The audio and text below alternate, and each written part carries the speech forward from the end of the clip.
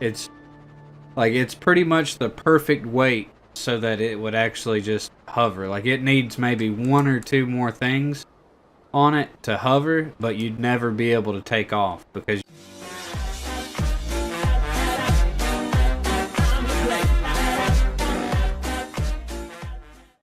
what's up guys, Crazy Eyed Eddie here, coming at you from Terra Tech R&D test chamber today.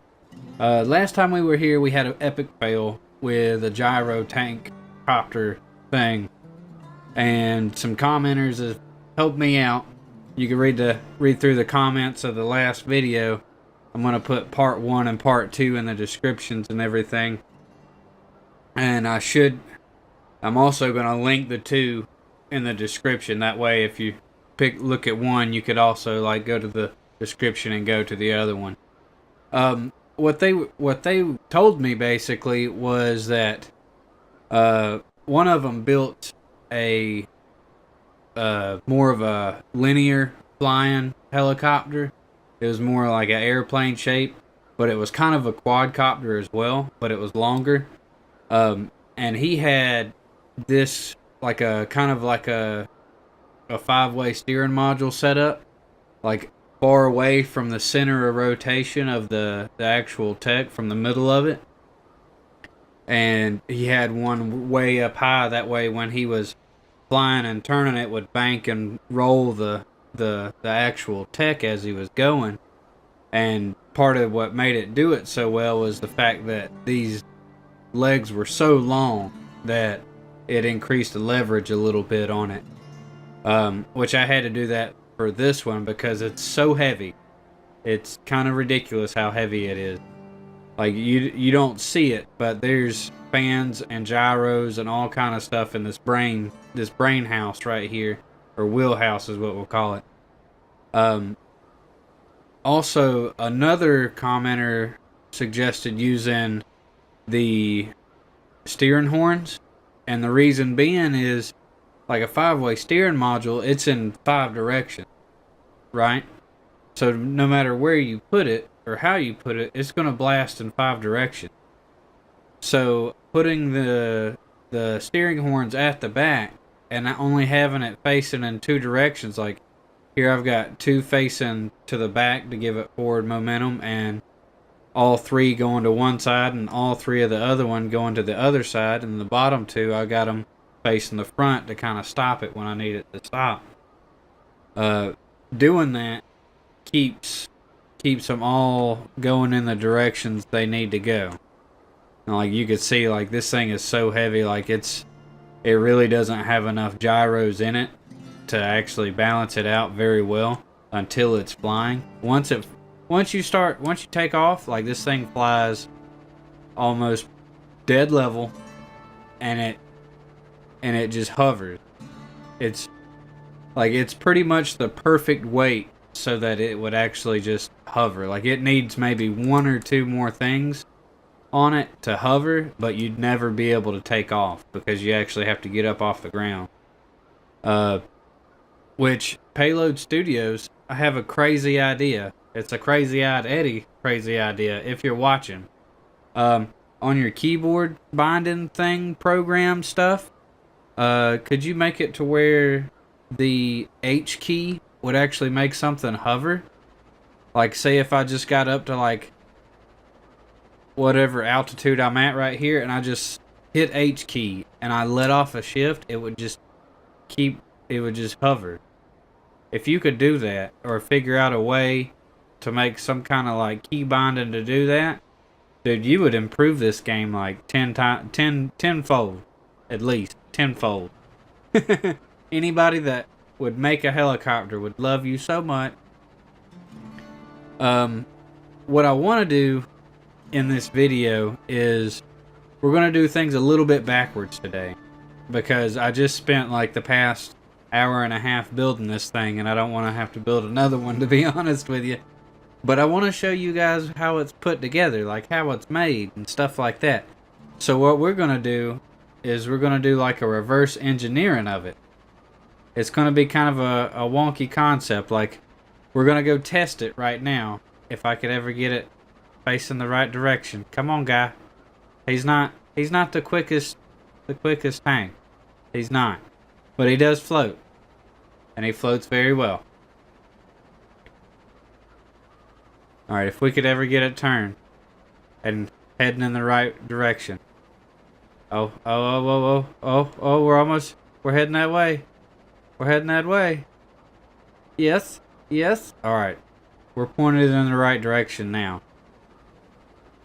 I went ahead and destroyed all this other stuff just to test it out, but I wanted to test it out with you guys. And you'll notice, like, the front guns I pointed straight down, and the side guns I pointed out to the side like that. That way, since this thing moves so slow, if you didn't want to put missiles on it or whatever, which missiles are awesome, by the way, you could just hover over the top of something, like go find a target like this, and when you get on the top of it, let the turrets track it, and just boom, just blast it straight down. It would be so epic. But the issue with the turrets is they kind of blow this thing around a little bit. Alright, so I'm gonna go ahead and I'm gonna cut. Actually, you know what I'm gonna do? I'm gonna cut here and reset the test chamber. That way we got more targets. Alright? Alright guys, we're back. It's only been a couple of seconds, but I figured it would save us a little bit of time. Alright, so here's what's supposed to happen. Supposedly, I should fly over this. It tracks. Boom. Tank cannons take care of it. And the little gun. But it's pushing me up. It's kind of floating me all over the place. I don't know how well this is going to work. This would be a better idea if this was controlled by like a wing surface or something like that. If I had a wing surface to control it and forward momentum, it really wouldn't matter how much it weighs. Actually, you know what? Let's go after this thing on the ground. Let's test the tank theory on it. Kind of get some balance going. Woo! I know rockets are going to take care of pretty much anything. But I want to get within gun range just to see. Yeah, if I had like a wing surface. Oh, we're actually rolling.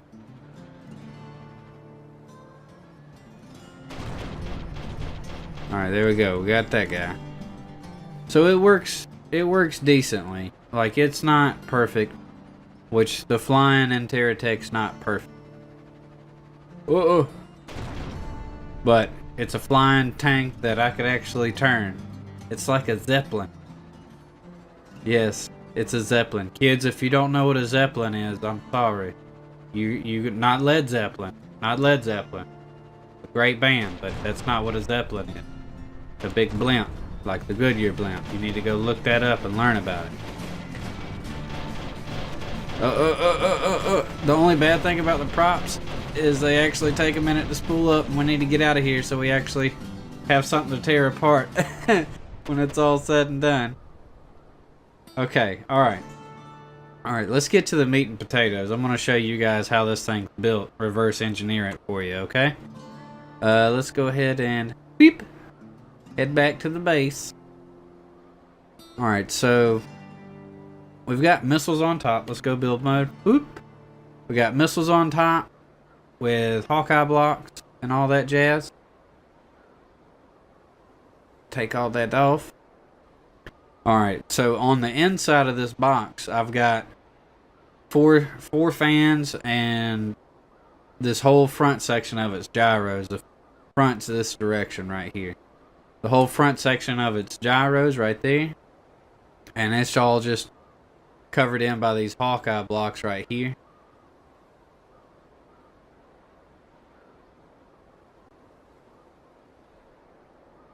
Alright, so now this one Hawkeye angle block is holding these four fans and this set of two rows of gyros together.